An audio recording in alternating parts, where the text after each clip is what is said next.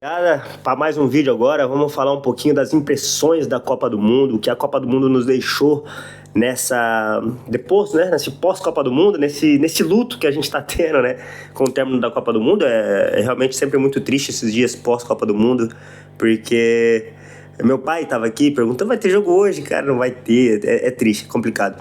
Mas beleza, vamos falar um pouquinho sobre o que a Copa do Mundo nos deixou em relação ao legado, em relação a muitas coisas, tá? Hoje eu vou abordar 4 temas especificamente e vamos começar com os prêmios, né? Os prêmios individuais da Copa do Mundo e também a gente vai montar a seleção. Depois eu quero que vocês deixem nos comentários a seleção de vocês da Copa do Mundo, começando com o prêmio de melhor jovem, tá? Cubarsí ganhou o prêmio de melhor jovem e pra mim justo, tá? Não tem muito o que dizer não. O Cubarsí foi, pra mim, o melhor zagueiro da competição.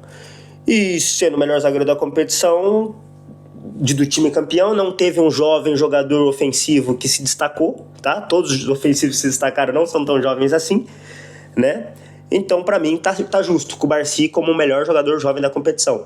O segundo prêmio foi o Luva de Ouro. E aí é um caso complicado. O Unai Simon foi um grande goleiro nessa Copa do Mundo, tá? Foi muito bem nessa Copa do Mundo. Mas ele não foi tão exigido. Tirando a parte com o pé, tá? Ele jogou muito bem com o pé. Ele ajudava a construir muito. Talvez ele tenha vencido esse Luva de Ouro por jogar muito bem com os pés e, claro, ter tomado um gol na competição. Isso é bizarro. Mas, ao mesmo tempo, pra mim não foi o melhor goleiro debaixo das traves pela exigência, não porque ele foi mal, tá? Um cara que toma um gol e não foi um gol de falha. Obviamente, o Unai Simon, enfim, foi muito beneficiado pela equipe também. Eu daria o prêmio, talvez, pro Gregor Kobel, da Suíça, que foi um goleiro extraordinário, cara, assim, milagroso, sabe? Um goleiro, assim, absurdo nessa Copa do Mundo. Realmente, ele sai muito maior do que ele entrou. Joga no Borussia Dortmund, olho nesse cara, realmente pode ir para clubes grandes. O que ele fez nessa Copa foi incrível, né? A Suíça não era nem para ter chego nas quartas de final se não fosse por ele. A partida contra a Colômbia foi algo surreal que fez o Kobel. Mas beleza, também não tem muita polêmica, tá? Campeão, goleiro seguro, bem com os pés. Opa, não vamos perder tempo com isso. Agora vem a chuteira de ouro. Chuteira de ouro é um prêmio objetivo, artilheiro, Kylian Mbappé, normal, não tem muito o que falar. Talvez eu tenha que falar um pouco agora, tá? Bola de ouro. Primeiro ponto. Se eu acho justo. Sim, eu não acho injusto. Essa é a questão. Eu não acho justo, mas também não acho injusto. Porque o prêmio de bola de ouro é pro melhor jogador. O melhor jogador dessa Copa não foi o Rodri, tá? Mas o melhor jogador da seleção campeã foi o Rodri. Então, assim, eu não acho injusto porque premia o jogo coletivo e eu gosto desse jogo. Eu gosto desse jogo coletivo. Eu acho que esse jogo coletivo tem que ser premiado, sim. E o Rodri é a personificação desse jogo. Então eu não acho que o prêmio do Rodri tenha sido injusto. Mas também não foi justo. Se o prêmio é pro melhor jogador da Copa do Mundo, não tem como fugir de Lionel Messi, tá? Não tem como fugir, gente, não tem como. Aí muita gente vai falar, não, então é o Mbappé, se for por gols, assistência, o Mbappé teve mais participações e tal. Tudo bem, o Mbappé teve mais participações.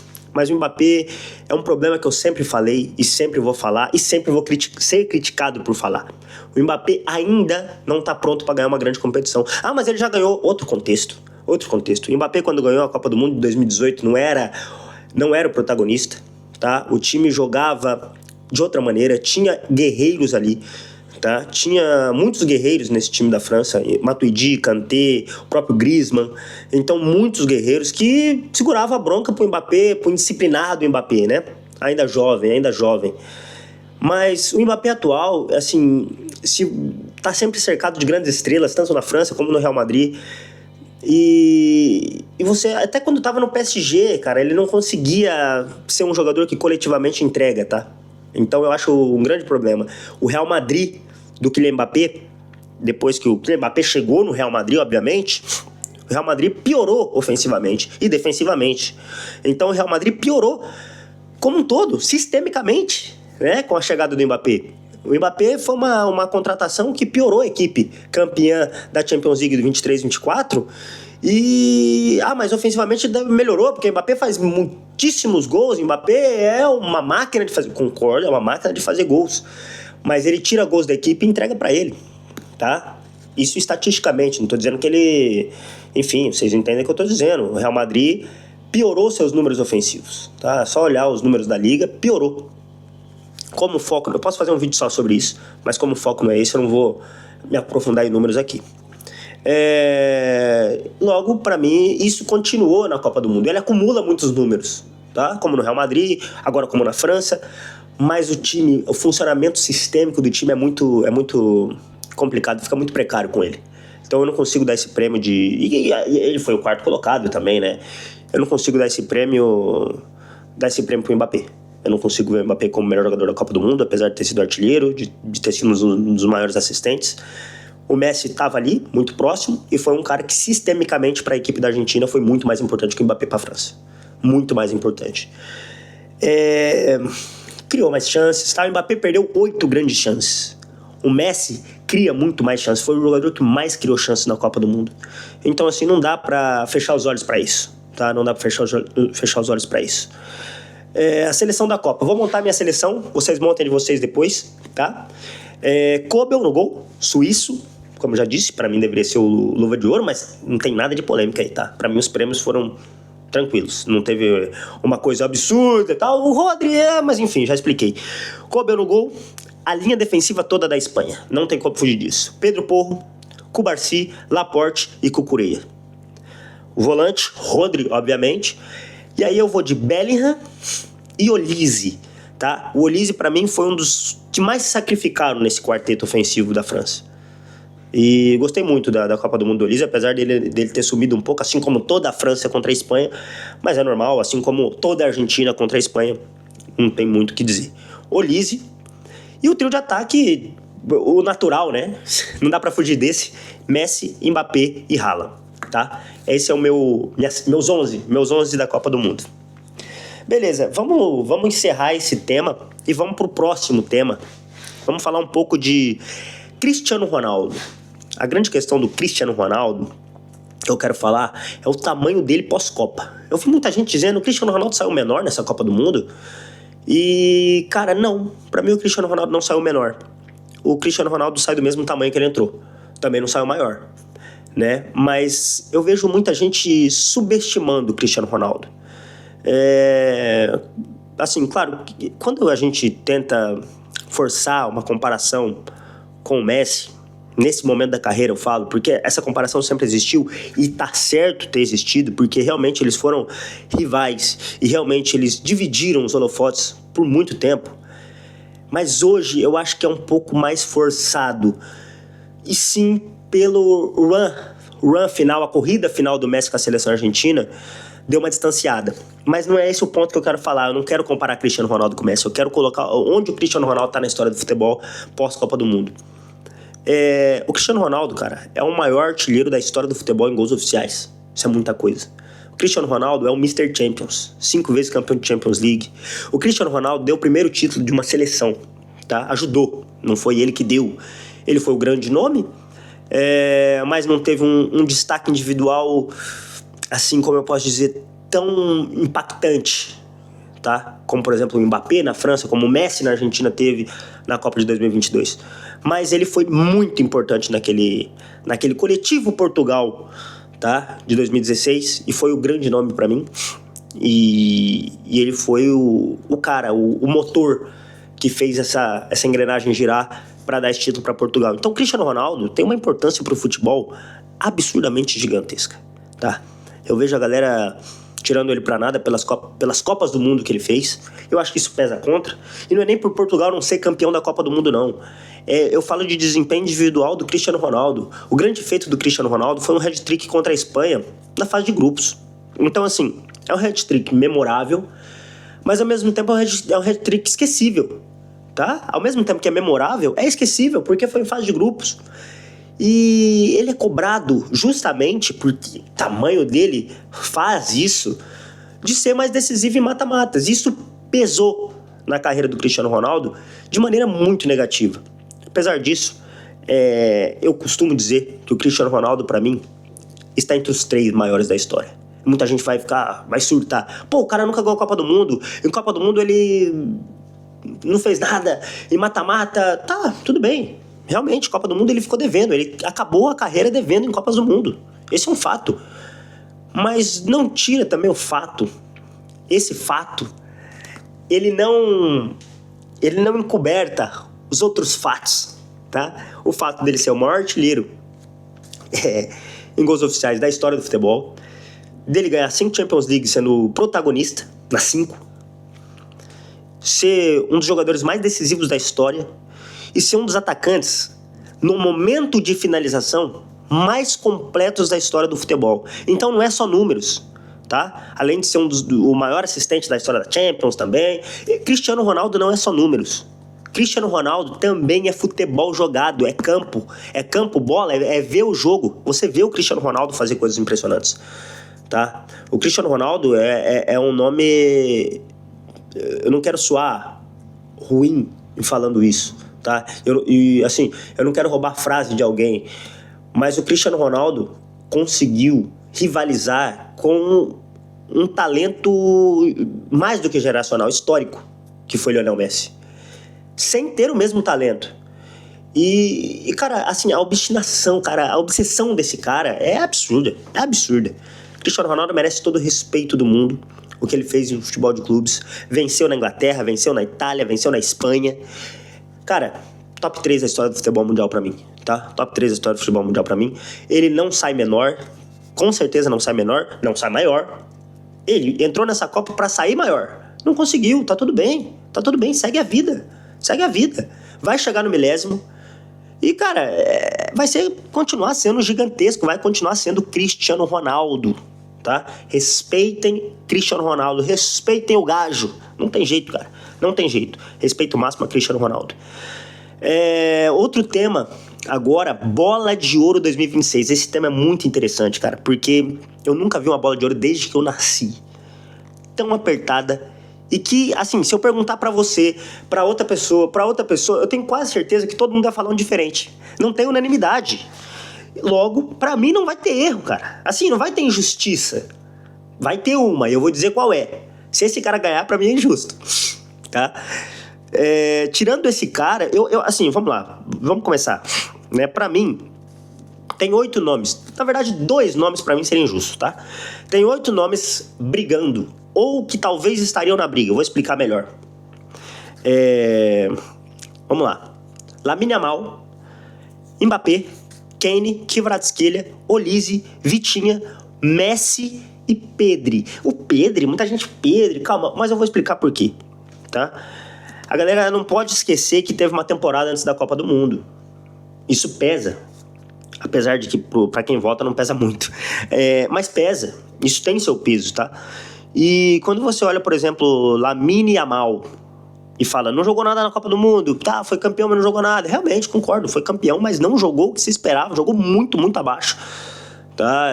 A Espanha venceu a Copa do Mundo não por conta do Yamal. O Yamal tava ali, mas realmente não fez uma grande Copa do Mundo. Impactou, mas não fez uma grande Copa do Mundo. Mas o Yamal foi, pra mim, o melhor jogador da La Liga. Pra mim, um dos melhores jogadores da Champions League, apesar de cair cedo. O Yamal faz uma temporada muito, muito, muito boa no Barcelona. Muito boa no Barcelona. Soma essa temporada muito boa com títulos, porque ele ganhou a La Liga. Títulos gordos, tá? Vamos falar de títulos gordos aqui. Com título e campeão do mundo. Ah, mas não jogou muito. Mas é campeão do mundo. É campeão do mundo, campeão de La Liga, jogando demais. Eliminado da Champions, jogando demais. Então sim, o Lamine Yamal é briga forte. É um dos principais candidatos pra mim, tá? Se eu daria o prêmio pra ele, não sei. Eu não tenho ainda... Talvez eu falando com vocês aqui, eu forme minha opinião, mas ainda não formei. Eu ainda não formei, de tão difícil que é. Segundo nome, Kylian Mbappé. Já falei meu problema com ele, já falei que ele não tá pronto pra ganhar títulos gordos. Não ganhou título gordo. Não ganhou a La Liga, não ganhou Champions, não ganhou a Copa do Mundo. Com equipes favoritas, tá? Não é que ele tá em uma equipe ruim, não conseguiu ganhar. Não. Real Madrid e seleção francesa, tá? Favoritos onde vão. Hoje, o Real Madrid é favorito onde joga. Hoje, a França é favorita onde joga. Ah, não, mas não tava jogando tudo isso. Não tava jogando tudo isso muito passando por Kylian Mbappé. Porque piorou o time, o impacto do Kylian Mbappé é muito grande, pode ser positivo ou negativo. E aqui eu não tô com hate com o Mbappé, é um excelente jogador, mas precisa aprender a jogar coletivamente, precisa correr um pouco mais. O Messi, na verdade, o Messi não corre agora, mas entrega muito mais coletivamente, gera muito mais jogo. E quando era da idade do Mbappé, era um dos melhores pressionadores do futebol mundial. Muito do jogo do tic-tac, do guardiolismo, passava pela pressão do Lionel Messi. Tá? Passava pela pressão que o Messi impunha aos seus adversários. Em 2011, o Messi, obviamente, era mais jovem. Em 2011, o Messi impunha muita pressão. Muita pressão na saída de bola. Que ele perde pressão a 6 segundos, aquela regra dos 6 segundos, perdeu, já pressionava. O Messi era um carrapato. Roubou bola, roubava bola. O Messi não era essa apatia toda que é o Mbappé com a idade do Mbappé, não. Tá? Então precisa melhorar se quiser estar nesse panteão aí. Porque talento ele tem. Mas pra mim não é o melhor do mundo. Faltou entregar coletivamente. Futebol ainda é um esporte coletivo. Se fosse individualmente, era um dos grandes favoritos. Só individualmente era um dos grandes favoritos. Pode ganhar. Vai ser injusto? Pra mim, sim. Mas, enfim. Harry Kane. Cara, terceiro lugar na Copa do Mundo. Temporada mágica no Bayern de Munique. Dividiu o protagonismo com o Olise. É bem verdade. Mas, assim, forte candidato também. Né? Ganhou a Bundesliga. Já ficou à frente do Mbappé, por exemplo, na Copa do Mundo. Enfim, é realmente uma grande briga. Kvaratskhelia, cara. Esse aqui foi muito injustiçado, entre aspas, né? Porque a seleção dele é muito fraca e nem foi pra Copa do Mundo. É difícil imaginar um cara que não jogou Copa do Mundo, em ano de Copa do Mundo, está disputando a bola de ouro. É uma pena pro Kvaratskhelia, porque realmente jogou muita bola. Se faz uma Copa do Mundo ok, se faz uma Copa do Mundo muito boa, briga, viu? Brigaria. É difícil, mas brigaria. Enfim, não vai brigar e tá fora da disputa. Se ganha, não considero legal. Enfim. Olise. Nomezinho forte, tá? Mesmo o pezinho ali do Kane, talvez um pouco abaixo. Um pouquinho abaixo do Kane. Talvez. Mas nomezinho muito interessante. Rei das assistências, tá? Rei das assistências. O Michael Olise realmente é um garçom de primeira. Não tem muito o que falar, não. Mas é difícil. E aqui um nome, cara, que ele pecou demais, cara. Como pecou esse nome? Esse nome aqui era o nome que, assim, viria pra ganhar a bola de ouro se faz uma Copa do Mundo decente. Se ele faz uma Copa do Mundo decente, ele estaria muito lá em cima pra brigar pela bola de ouro. Vitinha. O Vitinha faz uma temporada incrível no PSG, tá? Campeão da Liga, pra mim, sendo o melhor jogador do PSG. Da Liga. Não só do PSG, da Liga. Campeão de Champions, sendo um grande destaque. Um destaque absurdo na Champions League. E chega na Copa do Mundo, assim, faz uma Copa do Mundo boa, decente. Não conseguiu. Copa do Mundo desastrosa do Vitinha. E tá fora da disputa. Completamente fora da disputa. E os últimos dois, Messi e Pedri, tá? O Messi é aquela situação. Eu sempre falei e vou manter. Se o Messi ganha, pra mim é injusto. O Messi é um jogador que joga na Major League Soccer. Tá fora da elite, cara. Fora da elite é difícil. Pra mim é difícil. Se ele ganha a Copa do Mundo, sim, aí tem uma discussão, abre discussão, até porque ninguém foi a gente falou sobre os nomes aqui, sobre os principais nomes, e ninguém foi uma grande unanimidade. Vai cair no pé do homem, cai. Sabe? Se cai na mão dele, com ele vencendo a Copa do Mundo, fazendo a Copa que fez, tudo bem. Eu acho que ia até ter menos reclamações que outros anos. Mas não é o caso. Tá? O Messi não venceu e isso pesou. E pra mim agora ele saiu fora da disputa. Mas assim, eu coloco, né? Até pra contextualizar, o melhor jogador da Copa sempre tá com o nome colocado entre bola de ouro, gente. Não podemos fechar os olhos pra isso. Independente de quem for. E é o Messi esse ano, não oficialmente, mas a gente sabe que foi ele. Enfim, mas não é bola de ouro. E o Pedro é o mesmo caso do Vitinha, cara. Temporada muito boa do Pedro, cara. Muito boa do Pedro. Brigou pra ser um dos melhores da La Liga. Campeão da Copa do Mundo, mas perdeu a posição, tá? Perdeu a posição e, assim, foi banco por Fabian Ruiz, mesmo sendo mais talentoso. Então, assim, cara, é complicado. Não dá pra colocar o Pedro, não. Olhando tudo isso, cara, eu preciso sair do muro, né? É até difícil. Eu sei que vai ter críticas, mas, assim, se você dar a sua opinião, vai ter crítica também. Porque ninguém é unânime. Todo mundo tem argumento pra dar o prêmio pra alguém e pra tirar o prêmio dessa mesma pessoa. Esse ano tá bem difícil. Eu vou de Amal. Tá? Não pela Copa, pela temporada. E aí ele paga o bom preço de estar numa equipe campeã de Copa do Mundo. Ele paga o bom preço de estar numa equipe campeã de Copa do Mundo. Mas eu respeito total quem acha o Kenny, quem acha o Olise. É muito complicado, cara. É muito complicado. Me perdoem quem não concorda. Nem eu sei se concordo comigo, tá? É só pra sair de cima do muro. Vai, Amal. Enfim, é uma boa disputa. Quem vocês acham? Deixa nos comentários aí quem você acha e um pouco de argumento, tá, rapaziada? Um pouco de argumento. Não vamos deixar o canal legal. Vamos fazer um canal analítico, tá? De uma maneira legal, tá? Não vamos colocar gritaria, não. Com argumento legal. Um argumentozinho. Beleza? Quem vocês acham e o argumentozinho vai ser legal. Rapaziada, o vídeo ficou longo pra caralho. Mas assim, é uma conversa, é uma discussão, é uma... Sabe, eu também tô aprendendo, espero que vocês gostem. Então, é um grande prazer estar falando. Eu me sinto muito bem falando aqui. E é isso. Tamo junto. Um grande abraço. Segue, compartilha, ativa o sininho. Eu nem sei o que eu tenho que falar aqui. Mas é isso. Tamo junto, rapaziada. Grande abraço.